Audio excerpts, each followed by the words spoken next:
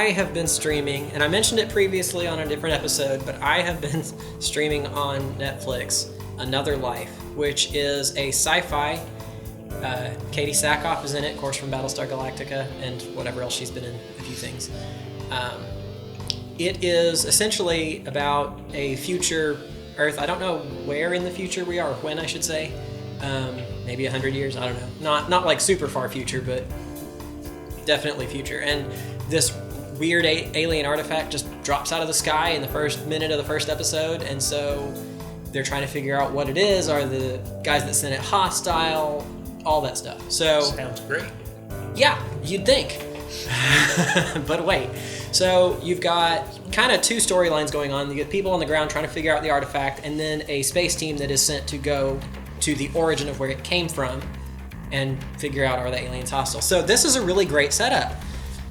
But I hate pretty much all the characters in the entire show, like just for one reason or another. And it's not that they're bad actors. So I'm not saying anything against the actors. I just don't like the characters they're playing, like none of them. You've got the husband of Katie Sackhoff, who's like on the ground team trying to figure the thing out. He just, I don't know, he seems too clean all the time. Like, and that's a weird thing to like pick at, but it's, I don't know, maybe it's just a stylistic thing in shows now that everything seems too clean. Even the dirt is clean. Like it's, I don't know, it just looks wrong. It doesn't look real. Maybe they're shooting in 60 frames per second or something. I don't know. But okay, so I'll get to the main criticisms now. The characters. So, there's not a professional among them. The characters, again, not the actors. Actors are fine. But you've got a team of astronauts, and they all hate each other. Like, violently hate each other. There was literally a mutiny in the first episode. Because the second in command disagreed with the call the captain made, because she made a safety call, and he's like, no. So he tries to put her in hibernation and nearly gets the ship destroyed. Because it turns out he was wrong. She was right. Sorry, that's a bit of a spoiler, but you're not missing anything, trust me. So they resolve that problem. And they wake her back up and she saves the ship, but now they've had the crap kicked out of them. The ship's falling apart because they flew too close to a neutron star or some such nonsense. I don't know. It was bad. Anyway, so they're trying to put the ship back together, and then he comes up behind her with a big wrench like he's going to club her on the head. So she turns around, because she's not an idiot, and kicks him into like some plasma arc or something, and he like burns to a cinder. It was the high point of the entire show so far, because he was so annoying. I was so happy they killed him off. And they're all still sad about him being gone. Why? He was horrible! Like, at least let me be happy he's gone. Anyway, and he never got better. Like, that was it. He was just horrible. All the rest of the characters hate the captain because she killed him, and just in general. So they're all constantly fighting. There's one lady on the ship, I don't even know what her function is. She's just annoying and like yells at everybody all the time.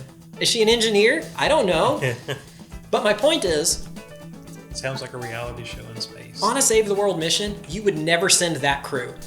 Because they have no chemistry. They don't work too well together. They're not professional. Even if they don't get along, you know, like well-trained astronauts or even military units can put their differences aside long enough to get the job done. Or oil drillers, thank you for that. They can get the job done. You know, they can put aside their differences, like, okay, I don't like him, but I'm going to be nice because we've got to get this job done. There's none of that in this show. They're just constantly at each other, and it's driving me crazy. I'm like 8 episodes in. It's like a train wreck at this point. I can't stop watching. I do have to say the effects are fantastic. Like, it's really pretty to watch. Just the ship and the art design is really good. Is this like a Netflix original? It's a Netflix original, and oh my goodness, it's been renewed for a second season. Hopefully the first season will kind of wrap up in such a way that I don't feel the need to continue on this horrible train wreck, because it's just bad. It's just bad. You're different from me, man. Like, if it's bad, I should have stopped long ago, but it's... I don't know, at this point I've watched too much of it, and I just want to see how they're going to try to resolve this. Now, there's also some stupid sci-tech stuff to pick on. Now, I don't mind futuristic sci-fi stuff. That's fun. Like, let's dream. But when you invoke real sci-fi and, real science and then use it badly, don't do that. Just don't.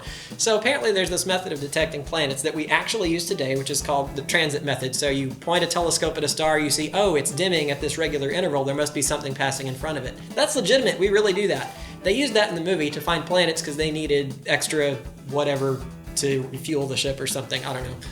Doesn't matter. Dilithium crystals. Yeah, sure. So they detected this planet, a rogue planet. Rogue planets are not orbiting stars. So the whole method doesn't work. There's nothing for it to transit. What are you doing? Like, what? So that happened, and then they go to this rogue planet because it has the whatever that they need, which how did they know it had the whatever that they needed? I don't know, because there was no way. So let's just forget that for a second. So they land on it, and then things are going well enough, and then suddenly, oh my gosh, there's all this volcanic activity. What's going on? Oh, there's a moon that's orbiting like 10 miles up or something. Okay, couple of problems with that. One, that's inside the Roche limit. Science! It would have broken apart into chunks because it's too close. Tidal forces. Science, look it up. Also, if it were that close, it would be orbiting very, very fast. So, an hour, maybe? It'd be going around like that. They'd have seen it when they came into land. Like, you couldn't have missed that. So, they invoke science badly. The characters are horrible. Why am I still watching this show? I don't know.